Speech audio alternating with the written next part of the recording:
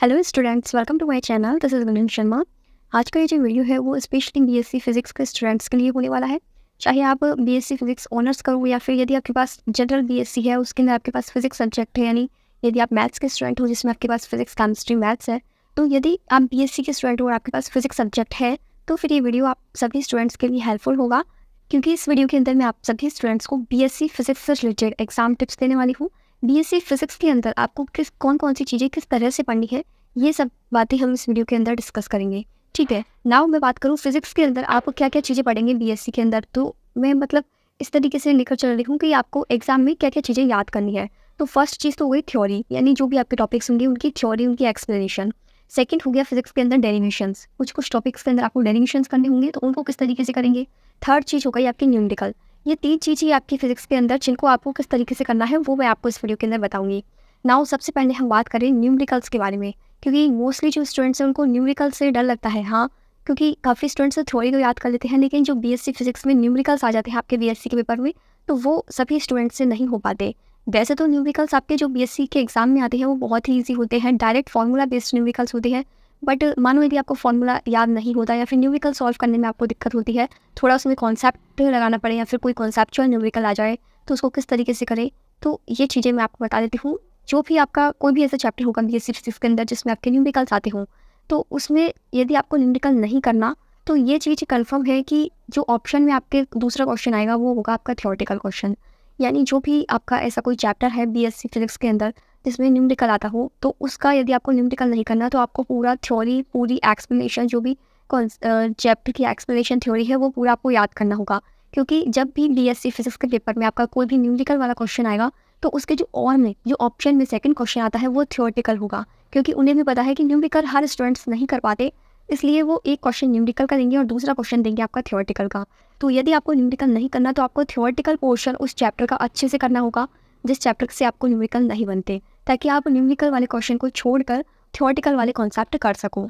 जो थ्योरेटिकल जिसमें आपको पूरा थ्योरी एक्सप्लेन करना होता है, जिसको पूरी कोई भी टॉपिक का एक्सप्लेनेशन आपको लिखना होता है पूरा थ्योरी वाइज 5-6 पेजों का, वो आपको याद करना होगा।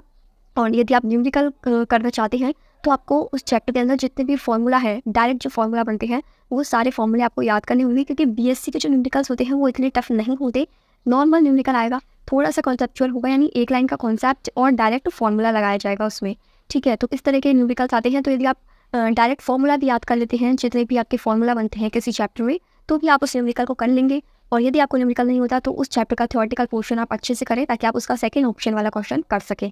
ये हो गया आपका न्यूमेरिकल वाले क्वेश्चन का सॉल्यूशन कि आपको किस तरीके से उसे कवर करना है। अब हम बात करें नेक्स्ट डेरिवेशंस की। तो जो डेरिवेशंस है वो तो आपको ऑलमोस्ट सभी चैप्टर के अंदर मिल जाएंगे, यानी हर चैप्टर के अंदर एक ना 2-3 डेरिवेशन तो आपको मिल ही जाएंगे फिजिक्स के अंदर आराम से। तो डेरिवेशंस को आपको किस तरीके से करना है ये चीज़ सुनिए। डेरिवेशन आप जब भी करें तो पहले एक बार आप पढ़ लीजिए बुक से, नोट से, जिस तरह भी आप डेरिवेशन पढ़ रहे हैं उसको एक बार देख लीजिए, पूरा समझ में आ जाएगा। पढ़ोगे तो समझ में आ जाएगा, लेकिन जब तक आप उसके बिना देखे प्रैक्टिस नहीं करोगे ना, तब तक वो डेरिवेशन आपके हाथ को याद नहीं होगा, वो एग्जाम में लिखने लायक नहीं होगा। इसलिए डेरिवेशन की प्रैक्टिस बिना देखे रफ में 2-3 बार आपको करनी होगी, तभी वो डेरिवेशन जो पूरा 1-1.5 पेज का डेरिवेशन है वो आपके हाथ को प्रैक्टिस होगा, आपके हाथ को याद होगा, और तभी वो एग्जाम में आप बिना देखे लिख पाओगे। यदि आप सिर्फ डेरिवेशन को पढ़ के चले गए तो बीच में कहीं ना कहीं किसी भी पॉइंट पर आप अटक सकते हो, क्योंकि आपको वो डेरिवेशन समझ में तो आ जाएगा, बट शायद बीच में उसमें कोई ऐसा कॉन्सेप्ट लग रहा हो जो कि आपको डायरेक्ट याद करना हो, या कोई भी ऐसी एक लाइन अलग से उसमें एक्स्ट्रा जोड़ रखी हो जिसके ज़रिए वो डेरिवेशन सॉल्व हो रहा हो, तो वो चीज़ आपको जब याद होगी जब आप उस डेरिवेशन को बिना देखे प्रैक्टिस करोगे 2-3 बार। यदि आप कोई भी डेरिवेशन करते हैं फिजिक्स में, बीएससी फिजिक्स के लिए आपके एग्जाम के लिए प्रिपेयर कर रहे हैं डेरिवेशन, आपके चैप्टर में डेरिवेशन तो आएंगे, फिजिक्स है तो डेरिवेशन तो आएंगे ही, इसलिए हर डेरिवेशन को पहले नोट से, बुक से पढ़े, देन उसके बाद रफ में बिना देखे 2-3 बार सॉल्व करें। उससे आपको हाथ को प्रैक्टिस हो जाएगी। आप यदि सोचते हैं कि आप केवल पढ़ के डेरिवेशन याद कर लेंगे तो एग्जाम में आप पक्का भूलोगे, ऐसा मेरे साथ हो चुका है, इसलिए मैं अपने एक्सपीरियंस से आपको बोल रही हूँ। मैंने खुद ने भी जो अपनी बीएससी एग्जाम दी थी, हर डेरिवेशन को 2-2 बार, 2-3 बार बिना देखे रफ में सॉल्व करा है, तब जाके वो डेरिवेशन अच्छे से याद हुए हैं। लगता तो ऐसा है हम पढ़ते हैं जबकि हाँ ठीक है याद हो गया, लेकिन जब लिखते हैं तो उसमें कहीं ना कहीं छोटी सी मिस्टेक हो जाती है, हम भूल जाते हैं कि इस लाइन के बाद क्या था जिससे नीचे का लाइन सॉल्व हो रहा था, डेरिवेशन प्रूफ हो रहा था। ठीक है, तो इस चीज़ का भी आप ध्यान रखें। थर्ड इसमें आता है आपका थ्योरी पोर्शन। तो थ्योरी पोर्शन तो जो भी आपके कॉन्सेप्ट हैं वो आपको याद करने होंगे। अब यदि कोई भी आपको कोई सी टॉपिक की थ्योरी टफ लगती है बुक से, नोट से, तो आप उस कॉन्सेप्ट को यूट्यूब पे वीडियो देख के समझ लो। कॉन्सेप्ट आपके समझ में आना चाहिए, थ्योरी तो आप खुद भी बना के लिख सकते हो, ठीक है। तो कोई भी टॉपिक ऐसा है जो कि जिसकी थ्योरी आपको बुक से टफ लग रही हो, जिसकी लैंग्वेज पढ़ने में टफ लग रही हो, तो उसको एक बार अपनी लैंग्वेज में, ईज़ी लैंग्वेज में यूट्यूब से पढ़ लो, यूट्यूब से समझ लो, क्योंकि यूट्यूब पे तो हर टॉपिक की काफ़ी सारी वीडियोज़ है, तो आपको कोई ना कोई ईज़ी एक्सप्लेनेशन वाली वीडियो मिल जाएगी जिससे आपको वो टॉपिक समझ में आ जाएगा। देन उसकी एक्सप्लेनेशन फिर आप खुद से बना के लिख सकते हो, जो कि आपको ईज़ी रहेगा आपके एग्ज़ाम में, ठीक है। नाउ बीएससी फिज़िक्स के अंदर तो यही 3 आपके मेन थे, थ्योरी, डेरिवेशन एंड न्यूमेरिकल्स। इसके अलावा बीएससी फिज़िक्स से रिलेटेड आपको कोई भी डाउट हो, कोई भी प्रॉब्लम हो, कुछ भी चीज़ याद करने में दिक्कत हो रही हो, तो आप कमेंट सेक्शन में पूछ सकते हैं।